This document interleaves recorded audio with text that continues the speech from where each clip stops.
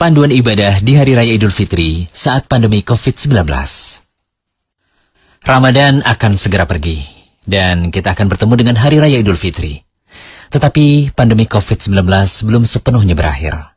Untuk itu, Majelis Ulama Indonesia atau MUI mengeluarkan fatwa tentang panduan kaifiat takbir dan sholat Idul Fitri saat pandemi COVID-19 melalui surat edaran nomor 28 tahun 2020 agar dapat dijadikan pedoman kaum muslimin di Indonesia dalam beribadah di Hari Raya Idul Fitri. Lalu, hal-hal apa saja ya yang perlu kita perhatikan saat Hari Raya Idul Fitri besok? Nah, berikut kami rangkum beberapa poin pentingnya. Pertama, perintah bertakbir pada Hari Raya tetap ada. Sebagaimana Allah Ta'ala berfirman, dan hendaklah kamu mencukupkan bilangannya, dan hendaklah kamu mengagungkan Allah atas petunjuknya yang diberikan kepadamu, supaya kamu bersyukur. Ayat tersebut memerintahkan untuk banyak bertakbir pada hari Id, atau Idul Fitri dan Idul Adha. Di situ juga ada perintah untuk menjalankan sholat. Di dalam sholat Id, terdapat juga takbir yang rutin dilakukan, juga ada takbir tambahan. Ingat ya, tidak perlu melakukan takbir keliling. Tetap ikuti anjuran pemerintah untuk stay di rumah. Yang kedua, tetap mengucapkan selamat pada Hari Raya Idul Fitri. Mengucapkan selamat pada Hari Raya Idul Fitri tetap disyariatkan, walaupun tidak dengan berjabat tangan atau bertemu langsung karena keadaan pandemi saat ini. Syekh Profesor Dr. Khalid Al-Musyaiqih menyatakan, mengucapkan selamat saat hari Id adalah sunnah. Amalan seperti ini ada contohnya dari para sahabat radhiyallahu anhum. Akan tetapi jika dengan berkumpul untuk mengucapkan selamat atau bersalaman ada mudarat karena tersebarnya penyakit menular, maka berlakulah kaidah la doror wa la diror. Tidak boleh memberikan mudarat tanpa disengaja maupun disengaja.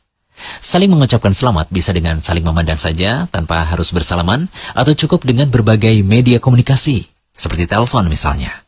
Sementara ucapan selamat pada hari raya bisa dengan mengucapkan kalimat taqabbalallahu minna wa minkum, yang artinya semoga Allah menerima amalku dan amal kalian. Nah, poin terakhir adalah panduan sholat Idul Fitri. Merujuk pada fatwa nomor 28 tahun 2020, MUI menyebutkan bahwa sholat Idul Fitri boleh dilaksanakan di rumah jika seseorang berada di kawasan dengan penyebaran COVID-19 yang belum terkendali. Sebagaimana Al-Bukhari dalam sahihnya mengatakan, apabila tidak sholat Id di lapangan, maka bisa diganti dengan melakukan sholat 2 rakaat.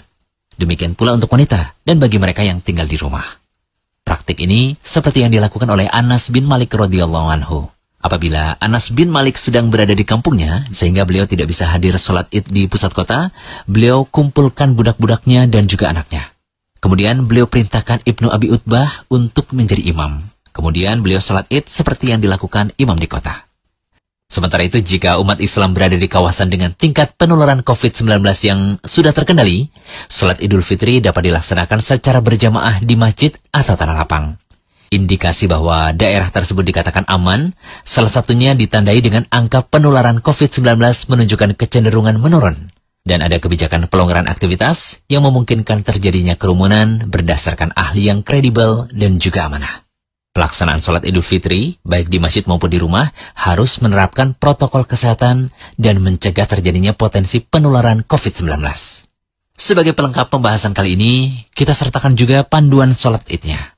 Pertama, memulai dengan takbiratul ihram, sebagaimana sholat-sholat lainnya. Kedua, bertakbir. Takbir zawaid atau tambahan sebanyak 7 kali takbir, selain takbiratul ihram tentunya, sebelum memulai membaca Al-Fatihah.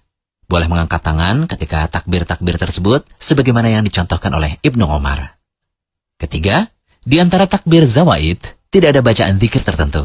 Namun, ada sebuah riwayat dari Ibnu Mas'ud yang mengatakan, di antara tiap takbir hendaknya menyanjung dan memuji Allah. Bacaan zikir bisa seperti bacaan, Subhanallah, walhamdulillah, wala ilaha illallah, wallahu akbar. Allahumma gfirli, warhamni. Maha suci Allah, segala pujian baginya. Tidak ada sesembahan yang benar untuk disembah selain Allah. Ya Allah, ampunilah aku dan rahmatilah aku. Ingat sekali lagi, bacaannya tidak dibatasi dengan bacaan ini saja. Boleh saja kau membaca bacaan lainnya, asalkan di dalamnya berisi pujian pada Allah Ta'ala. Kemudian yang keempat, membaca Al-Fatihah. Dilanjutkan dengan membaca surat lainnya. Surah yang dianjurkan dibaca diantaranya surah Al-A'la pada rakaat pertama dan surah Al-Ghasyiyah pada rakaat kedua. Kelima, setelah membaca surah, kemudian melakukan gerakan salat seperti biasa, ruku, i'tidal, sujud, dan seterusnya. Keenam, bertakbir ketika bangkit untuk mengerjakan rakaat kedua. Kemudian yang ketujuh, takbir zawaid lagi, sebanyak 5 kali takbir. Selain takbir bangkit dari sujud ya, sebelum memulai membaca Al-Fatihah. Kedelapan, membaca surah Al-Fatihah dan surah lainnya sebagaimana yang telah disebutkan tadi. Dan yang terakhir kesembilan, mengerjakan gerakan lainnya hingga salam. Nah, setelah salat Id, terserah deh mau khotbah atau tidak.